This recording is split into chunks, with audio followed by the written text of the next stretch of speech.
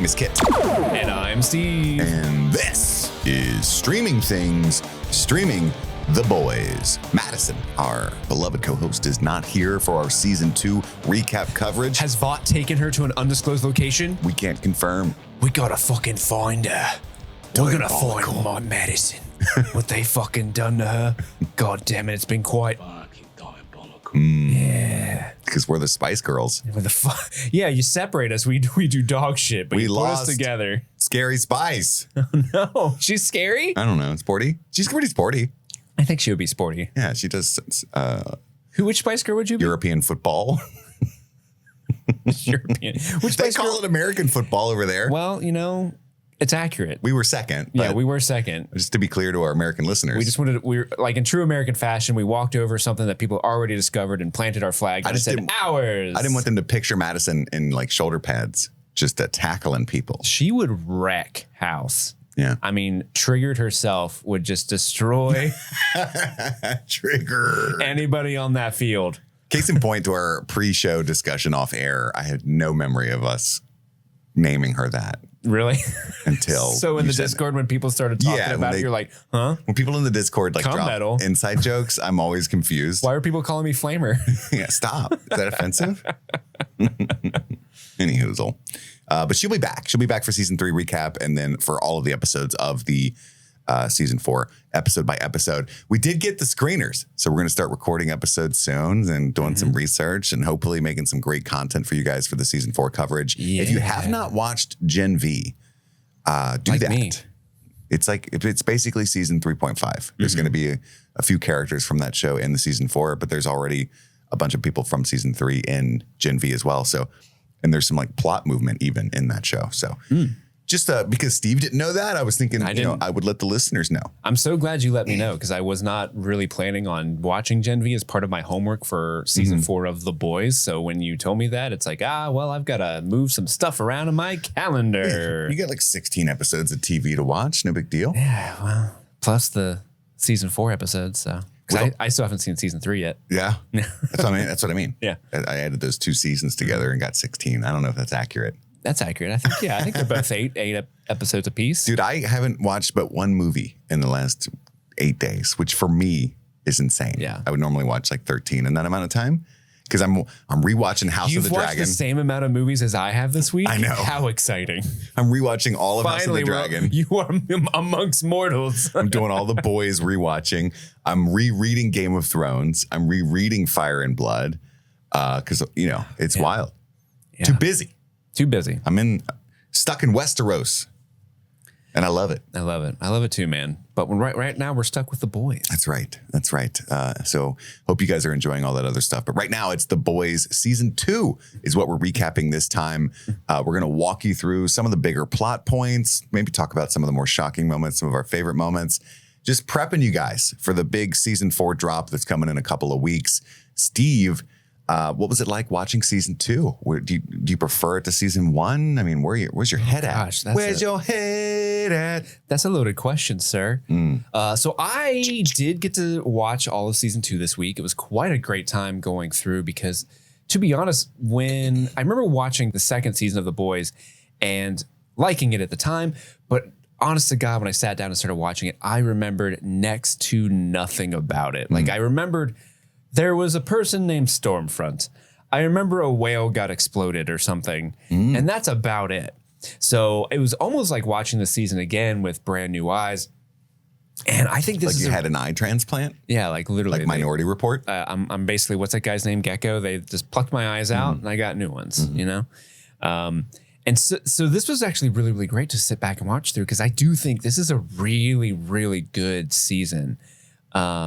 I don't know if it's as much of a home run as the first one because the first one just kind of knocked, it's just knocking balls out of the park left and right. Sports. This one I think has a little bit of a slow time getting going. I think there's a couple plot threads that I'm not super into, but overall, like I love Stormfront as an antagonist character. I think she was such a great addition to the role. I love the way she kind of mixed things up for a lot of characters.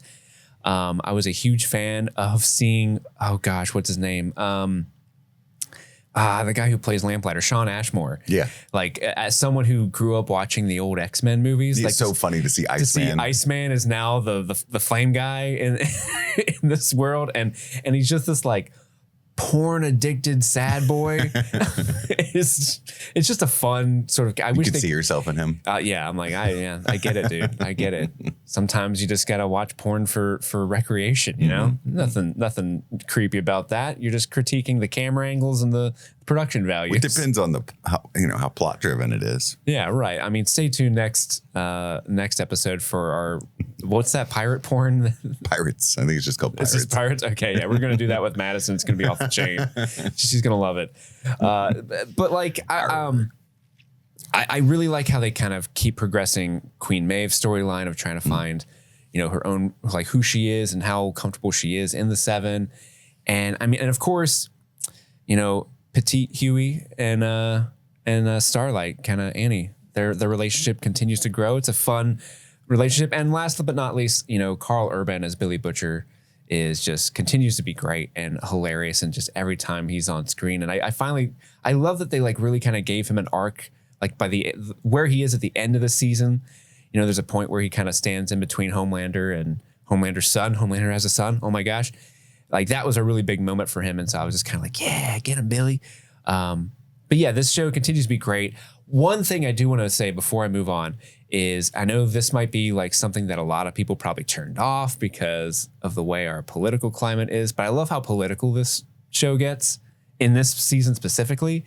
There's one episode where it kind of has a cold open where it's basically a perfect distillation of how someone who lives a normal life and is seemingly a normal person, maybe even a good person, can be radicalized by the media environment that they live in.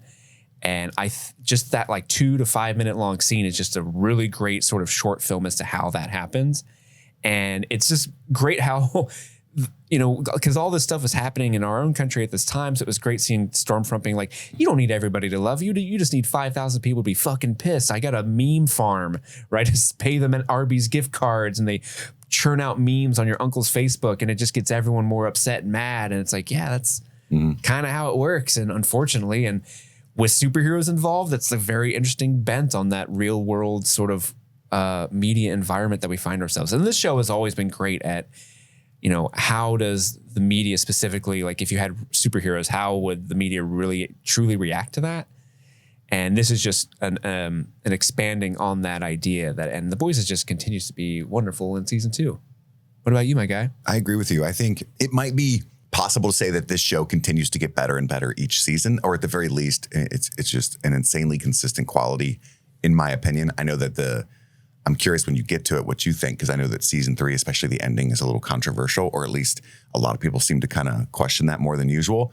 But that's what I was going to say is the best aspect of season 2 is that they really leaned in hard to the political satire, and I think had the finger on the pulse of a huge issue that we have to this day in our society about misinformation, echo chambers, and the ability to rouse a rabble over seemingly nothing. You rouse a rabble? You don't rabble a rouse?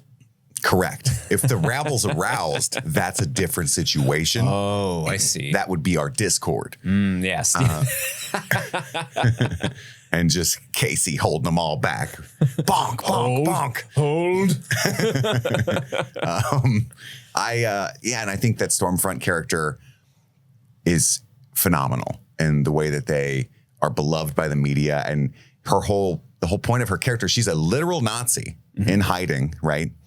That is also the best at portraying her image on social media and tries to teach Homelander how to be more himself and like find his audience, you know, and extremists, and that's where she lives. And they do such a great job with that character, because then when they first introduce her, you're like, hell yeah, girl, this chick rocks. She's like sticking it to the man. Oh my gosh. And then as the character progressed, you're like, God damn, she got me too. I would have been got. I'd been gotten by this literal Nazi. Talking about pipelines. Yeah. So I think that was super clever, super well done. Stormfront is played by, I don't know how to pronounce it, Aya Cash, I think. Awesome character, and huge fan of season 2. Me personally, that's just me talking. But yeah, let's dive right into the meat and go through the things that go down in season 2. What goes down? Season 1, of course, ended with the cliffhanger of Homelander discovering not only was Becca alive, but she had a child from Homelander assaulting her. And Homelander had found that out as well. Killed Stillwell. That's where we left. So that starts off there, except that Butcher is missing. So we don't get that plot thread for a little while. The boys themselves, talking about Huey, Frenchie, and the gang, Kimiko, they're all on the most wanted list, and they're in hiding. Mm-hmm.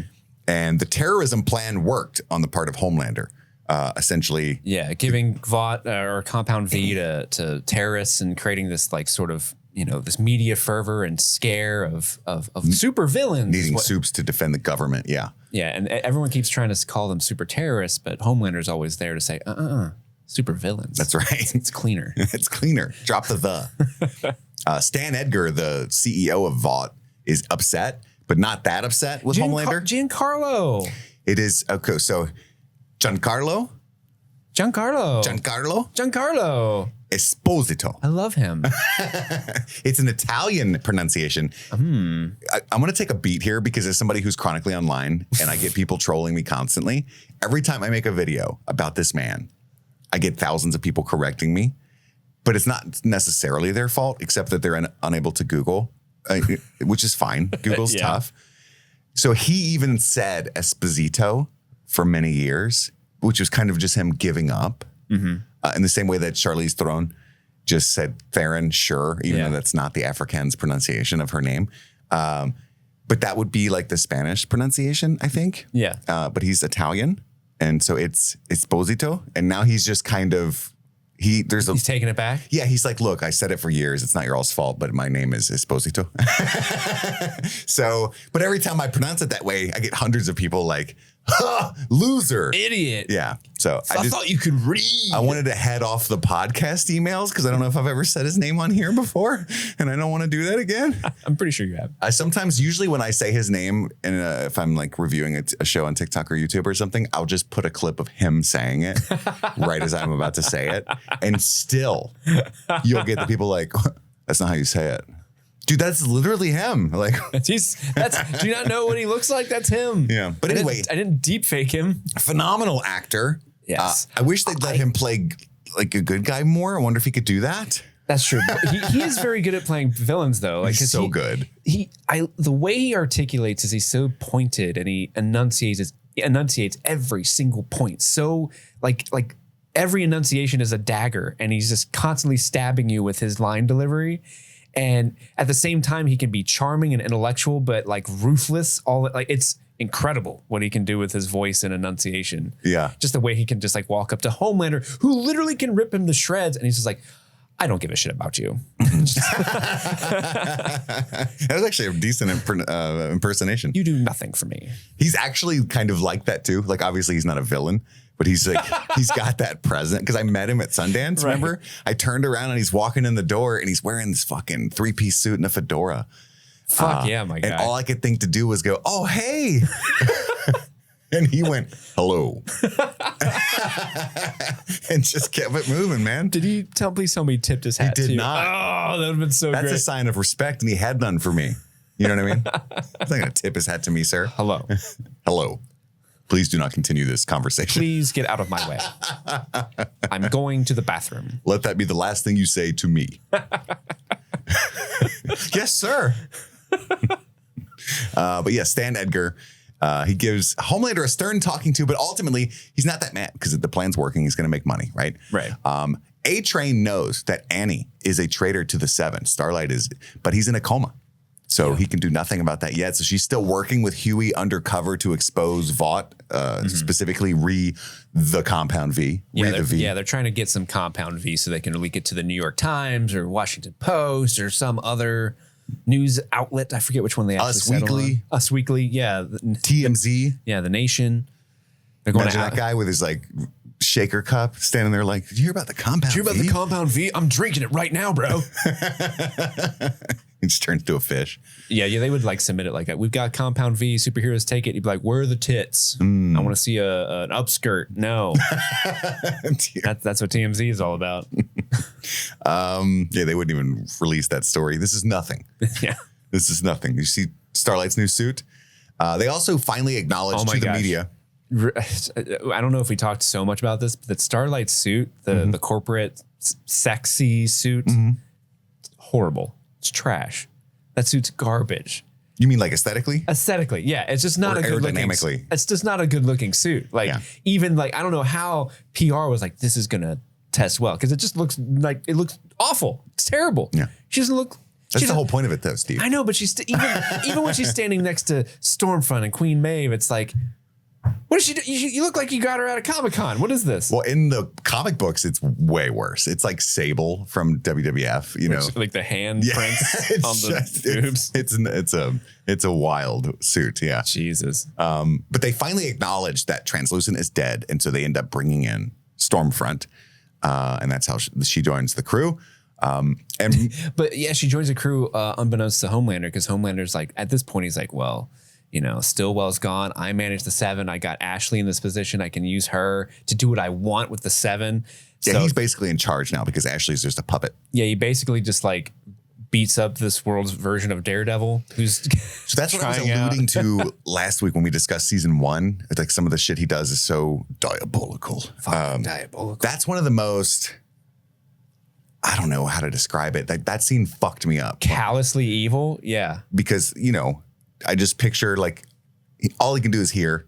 Such a mean thing to do. He's such a fucking bastard. It's a superhero who can't see, but he has like he's basically Daredevil. He has super hearing, super senses, and like has martial arts. And you know, Ashley's super excited to have this. Do you remember that superhero's name was? I don't. Shockwave or something. That's the fast one. Okay. Anyway, like they bring him in and she's like, oh, it'll be great to have someone differently abled on the team. It'll be like great PR. And Homelander just boxes his ears in and he's just like, what do I care if you bring in, and he's like calling him a cripple and everything. Yeah. It's like, Jesus, you were the worst shit ever. In the 7 Kingdoms. Yeah.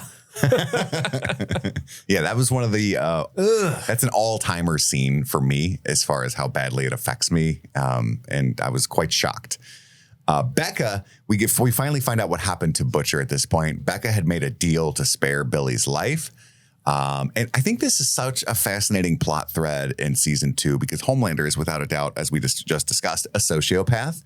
And we know more about his backstory about why now. You know, he's just raised in a corporate lab without any kind of love or guidance, which is, I think, such a good element to his character because he is, for all intents and purposes, invincible. And so the only thing that anybody's able to stop him with is the threat of removing the people's love, exposing him, because he's such... he's so obsessed with the idea of being accepted because he never was as a child that hurts him. And so they're able to kind of blackmail him and keep him at bay somewhat with that. But along that same line, I think he kind of wants to be a good dad. Yeah. Because he never got love as a kid. Yeah. There's a scene where he and Stormfront take his son to like the Chuck E. Cheese of this world, but it's basically just like Vought theme. So... Which in hindsight is a terrible idea because everyone that's there like knows who Homelander and Stormfront are. And they're like, oh my gosh, you. And his son gets really upset because there's all these people crowding him. And Homelander legit is like, hey, oh my gosh, I'm so sorry. And like actually like takes him away and is very caring and nurturing. And it's the first time you're kind of like, oh my gosh, Homelander actually cares about someone other than himself.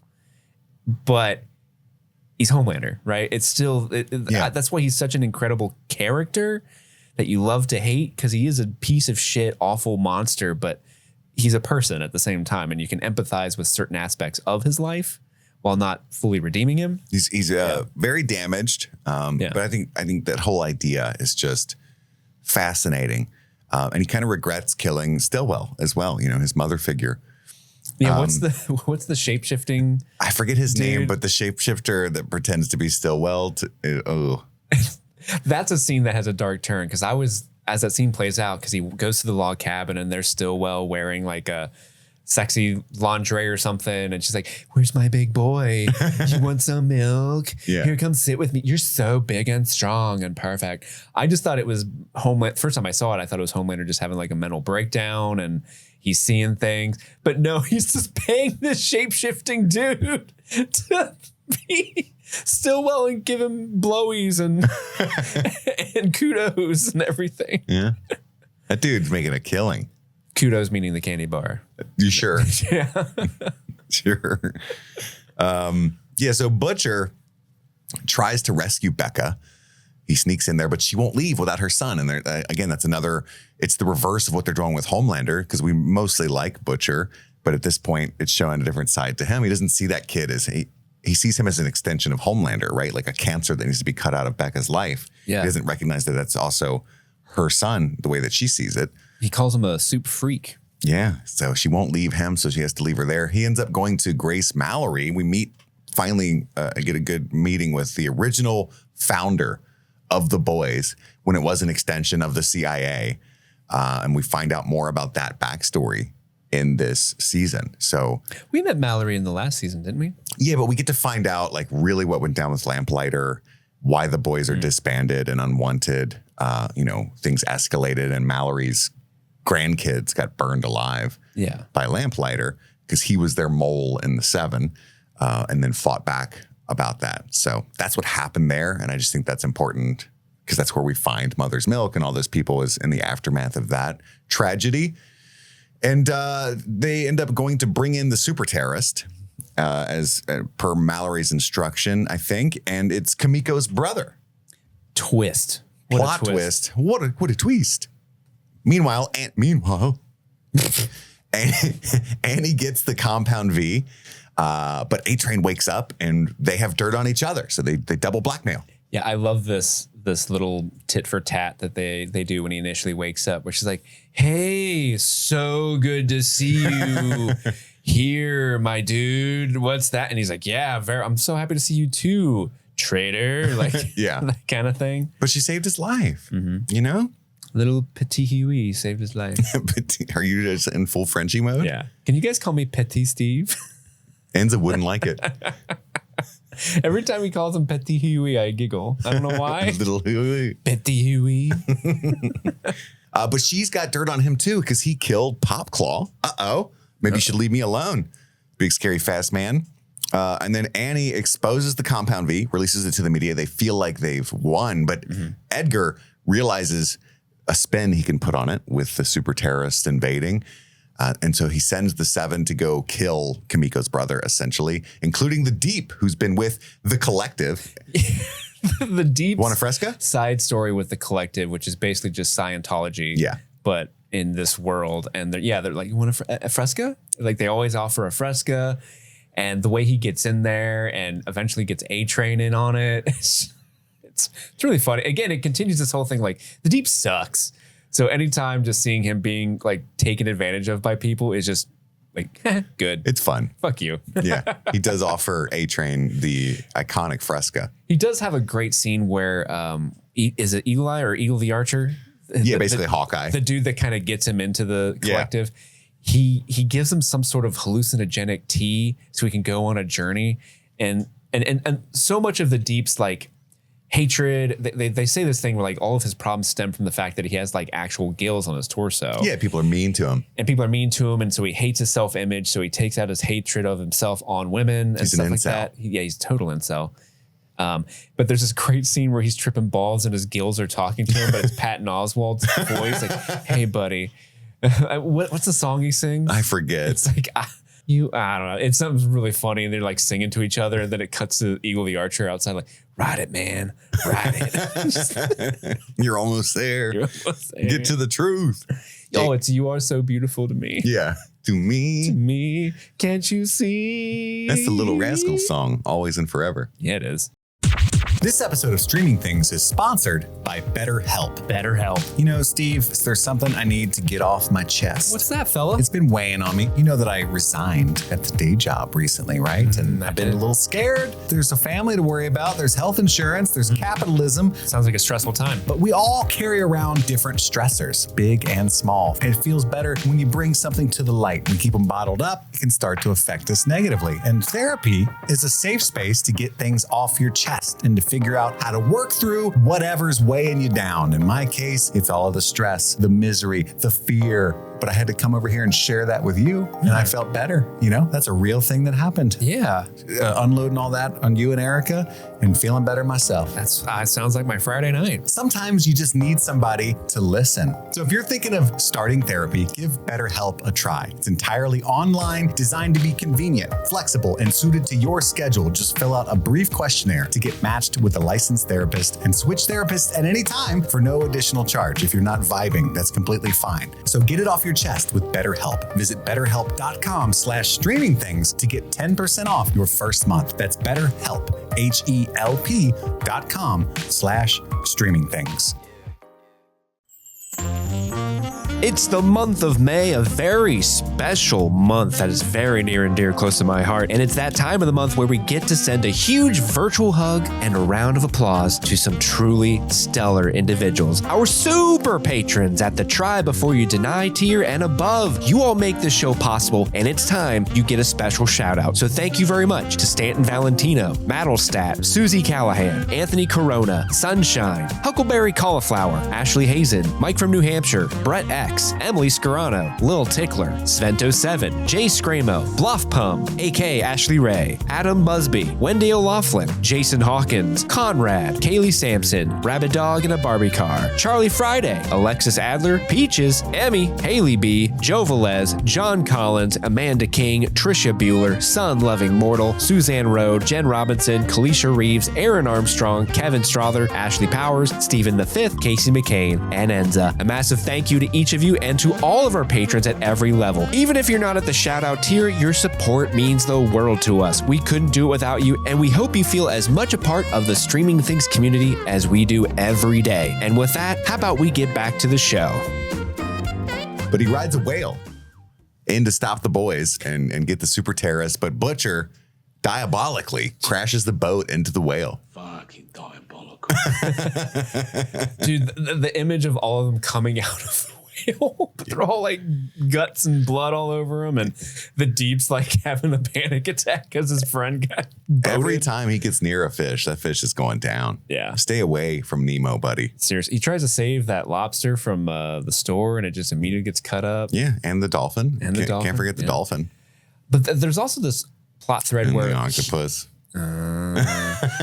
where Huey is sort of like, because Butcher disappears, he's trying to step up as the leader of the boys, or at least help guide them in some way, because he knows they're all three of them are in a shit position. And Huey actually cares about, you know, Mother's Milk can't see his family anymore. He wants to see his dad. He's sure Frenchie doesn't want to be under the government's thumb, you know.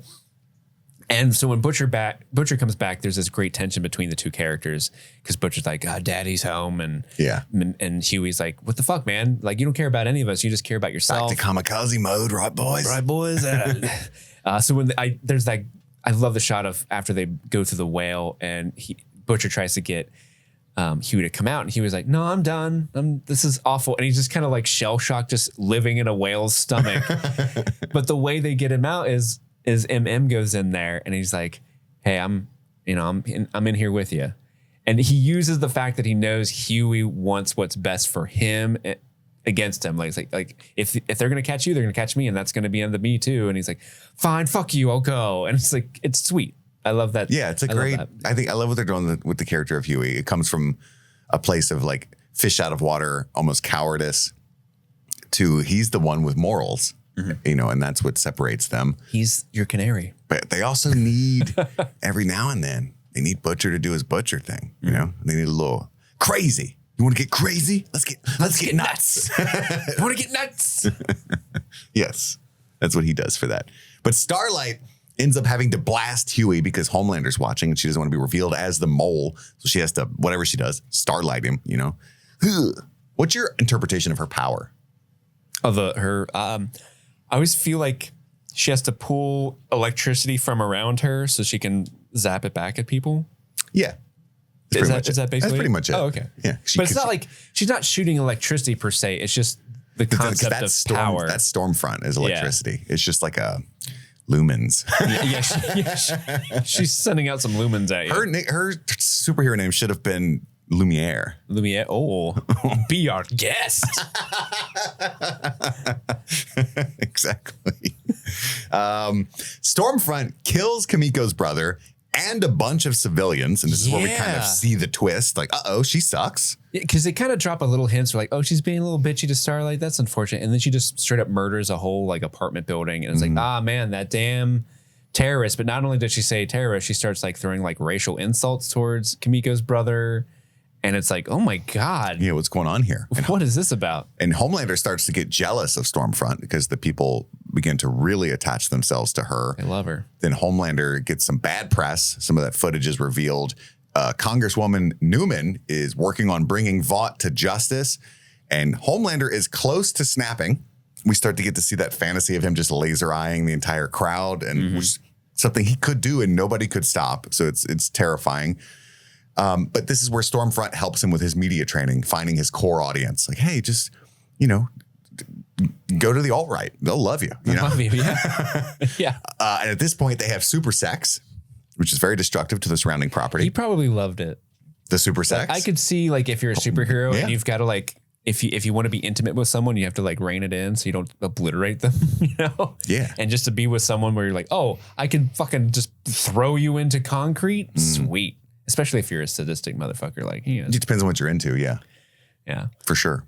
Which always goes with anything. Exactly. You want to find somebody who matches your freak. Right. At any point. Do you tweak my freak, Chris? I think so. Yes, you do. That's why we do the pod. Yep.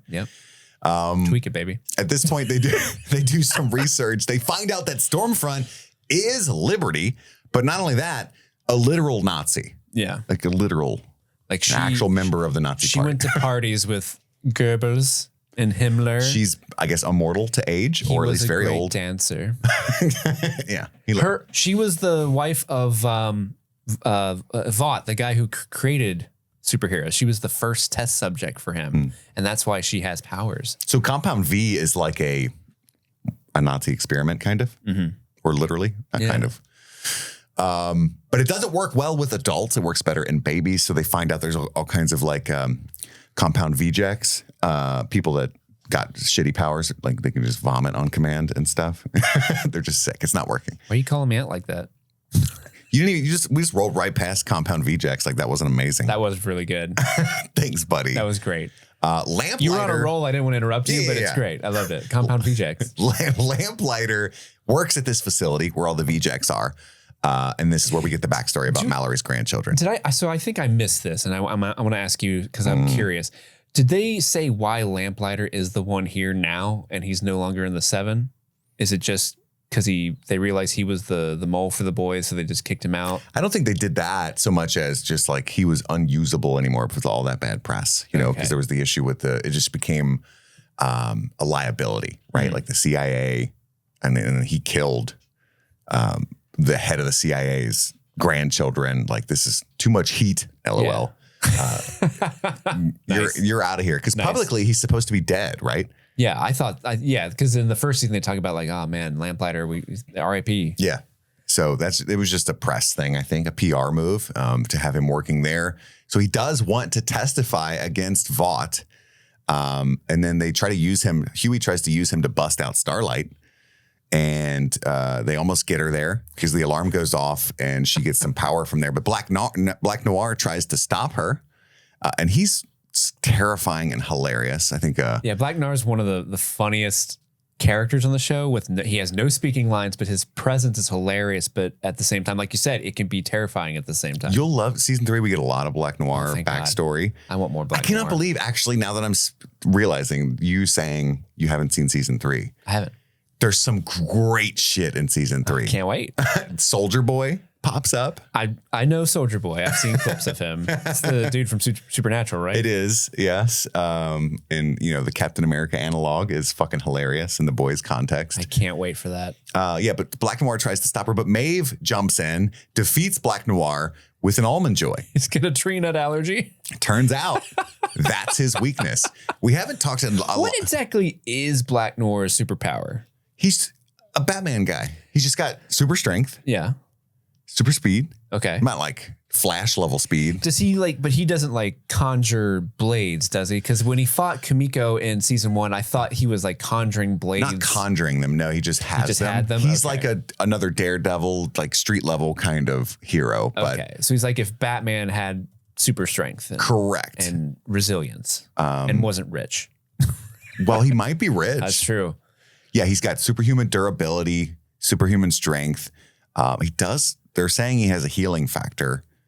Have not seen that because he's got some disfigurements that would disagree with that.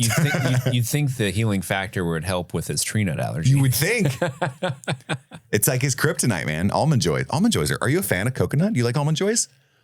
I don't dislike them. I never reach for them. How you? Okay. I'm never ooh, I could use an Almond Joy. It's not. You're not saying it's like a what's Andy's Heath bar. Heath bar. How could I forget Heath bar? It's not a Heath bar to you though, is it? No. Because Almond Joys are fucking delicious. How do you feel about Mounds? The dark chocolate nutless version. I think I like Almond Joys better than Mounds. The emasculated version of Almond Joys. And they called them Mounds. Oh no. I think they intended that.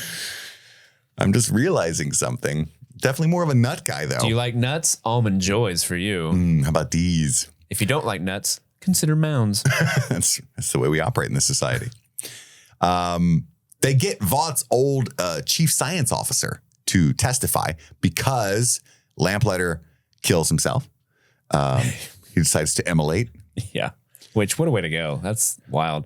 What a way to go. I love the bit where, because they need he's still in the system, so he can still put his hand up to the hand scanner and get through all these doors. So he has to cut his hand off and use his hand to still get through the doors. And when they save Annie and her mom's like, "Is that a human hand?" He's like, "Yes, it is." You're not hilarious. Wrong. You're not hilarious. Wrong. When the chief science officer, and we saw him in season 1 get kind of blackmailed by scary Homelander, or no, by Butcher. And it's implied that they paralyzed him, right? Correct. He's in the wheelchair because someone from Vought beat him up to silence him. Yes. Yeah. Or maybe Homelander. Who knows? Yeah. Homelander takes, but a lot of head explodes during the testifying, including his. What a wild scene. Yeah. Because what's her name? Their contact from the FBI gets her head exploded very early on in this, the first episode. We've seen the head exploding ended season 1 a little bit. I think there was a head explosion in season 1. Was there? I thought so. Because the reveal of who's exploding heads is the end of season 2. Right. But maybe it just started in season 2. I'm not sure. But anyway, it's been happening a lot. They do a great red herring with that mystery too, because when they go to get Lamplighter from that facility where they're kind of keeping the compound VJAX, as you call them. What a great name, Steve. Did you come up with that? No, that was this really cool, sexy man. Who? There's that one woman who has the power to squish things, I guess. That's the only way, because she's making gripping motions with her hand and things seem to go on. Grip. Yeah. So she pops a guy's head. So you think, ooh, she's the one that's popping heads. What's that about? Yeah. Wait, how does she? Heads will roll. Heads will roll on the floor. So when she breaks out of that facility and then all the heads start popping off in the congressional hearing, you're thinking, oh, what's she got to do with all this? What's she got to do with it? It's a real who has done this, wouldn't you say? Quite the who has done this. That's what I think so. Yeah. Yeah. So the testifying does not go well. Homelander takes Stormfront to meet his son. Things are really escalating in that relationship. And they take him from Becca because they're not, the Nazi's not really vibing with Becca. So he's like, this sucks. Let's get out of here. That's a good moral test. Are you vibing with this Nazi? Mm-mm. Oh, you're not? Let's hang out. Mm-mm. Oh, you are? Have fun. See you later. But I saw this thing on Twitter last night. It was probably rage bait, but it was characters people hate just because they hate women. And it was a lot of the newer people from Star Wars and then Stormfront was 4th on the list on the left row, and everybody was like, a question. You have a literal Nazi on there though? So yeah, it's probably just rage bait, engagement farming. But Butcher makes a deal with Stan Edgar to rein Homelander in, and A-Train starts helping Starlight because he was kicked off of the 7 because Stormfront is a literal Nazi and doesn't like him. She's racist, yeah. Yeah. And The Deep gives him a Fresca. This is where that plot line that we were talking about early kicks in. A Fresca. And they leak Stormfront's Nazi photos, that's the one thing you can do to hurt her is finally crush her press image, you know? Butcher changes his mind about giving the kid back to Vought because that was the deal he made with Stan Edgar, is that Becca and Homelander's kid would be returned to them, but he would get to keep Becca. At this point, we get the ladies fighting Stormfront. I think it's Starlight and Maeve and Kimiko all beating the shit out of Stormfront. Oh my God, when Queen Maeve shows up to help them out. And because they had offered to recruit her earlier and she had turned them down. Yeah, because she's just tired. She's tired. But she does show up and she helps them. But when she shows up and that Peaches needle drop, Girls Wanna Be Here starts playing, fuck yes. And they're like kicking her ass. And then there's that whole like, man, girls do get it done. Because that's the Vought like female empowerment phrase for the season. So like, man, the girls do get it done. I love how they play with corporate pandering in this show too. And then kind of bring it back. It's really definitely done. The boys definitely done. But she ends up fleeing. Stormfront flies away, tries to kill Becca, but the kid, Homelander's son, Becca's son, goddammit. Yeah, Becca's son. Who has not been able to use his powers yet. There's a whole hilarious, it's one of my favorite moments of the show where Homelander like throws him off the roof, like, come on, fly. Just jump. And he like pushes him and just fucking eats shit 2 stories down. And it's like a wide shot. So you just see a shot fall 2 stories and just thud, which is so fucked up, but kind of funny. Oh, it's so funny. Don't be shy. So finally, in his rage and eagerness to save his mother, he laser eyes Stormfront, fries the shit out of her. Yeah. But unfortunately, he also accidentally hits Becca, which results in her dying, which she tells Butcher, it's not his fault. It's fine. And she makes him promise to take care of him, to raise him right so that he's not a monster. And so the wife that he thought was dead is now dead. Devoted his whole life to avenging and realized was alive is now actually dead. It's awful. Queen Maeve shows up right as Homelander's about to finally kill Butcher and blackmails him. Dude, that when Homelander shows up and he's just covered in blood because he just destroyed all those Vought dudes in his cabin. Yeah. That is a great scene too, because he shows up and the guys are all in the house because they're trying to get the son but Butcher set him up. And he hears on the radio like, "Did you get the boy?" And so he just slowly shuts the door, and those guys are just like, holy shit, that's terrifying. Yeah, he's very upset with Vought about them trying to get his kid. But Maeve spares Butcher as part of her plan to get him to leave her the fuck alone as well, because he's been exposing her as a lesbian and all kinds of things throughout this season and really messing with her personal life. Yeah. But ultimately, Butcher gives the kid to Mallory. I don't know if offering him to the CIA was what Becca had in mind about raising him right. Right. Not the worst thing he could have done, I guess, as well. The boys are reinstated as an official CIA sanctioned crew. A-Train's back on the 7, but not the Deep. Fuck that dude. I love how the Deep's like, I ate all that shitty Fresca. I married that woman who gives terrible blowjobs. Mm-hmm. Terrible. Get out of here. And the Fresca. Like, fuck you, Deep. Fuck you. The Fresca guy ends up exploding while on the phone with Congresswoman Newman, who is revealed to be the head exploder. Gasp.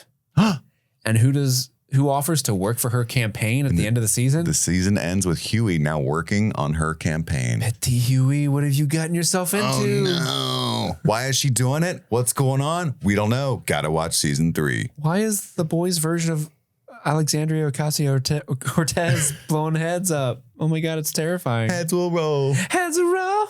And that's it for season 2. They do a great job with cliffhangers in this show, gotta say. They wrap up some threads. They leave you satisfied, but they leave you wanting more. Yeah, because you need to know, like, what's Newman up to?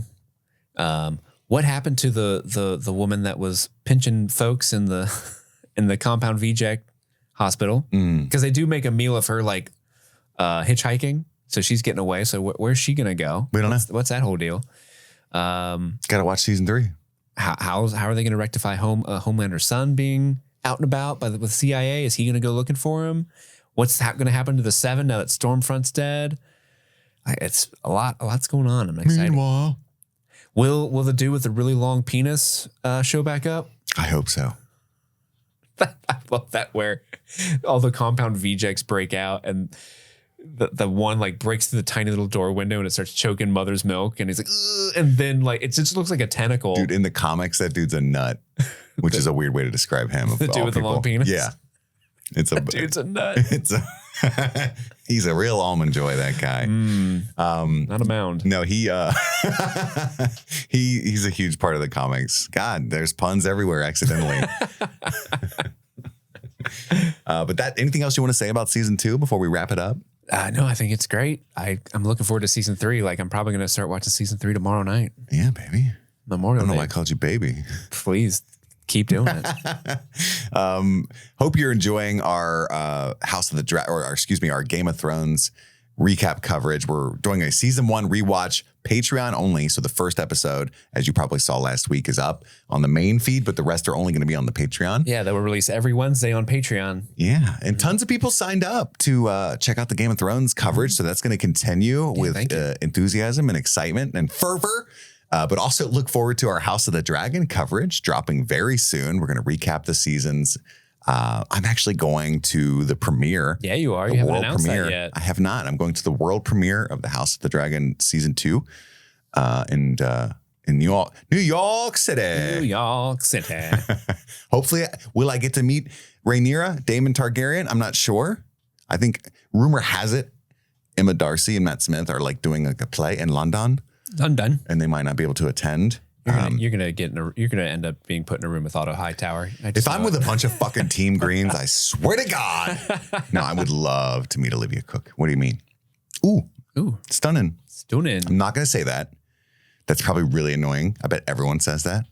Probably. I'm just gonna say something suave like stunning. Oh, stunning. But say it in a completely different These accent. biscuits are busting. I'll probably just say something suave like, hi. But it's Giancarlo again. Yeah. Hello. Get out. Why are you still here? God damn it. I need to get to the bathroom. Please let me by. I have the dark saber. Thank you guys for listening. Tune in next week. So next Friday will be The Boys season 3 recap. We're almost to season 4, baby. Madison will be back. Don't worry, it'll be much better. But that's all the time we've got for right now. We've got to go return some videotapes. My name is Kit. And I'm Steve. And this was Streaming Things, streaming The Boys.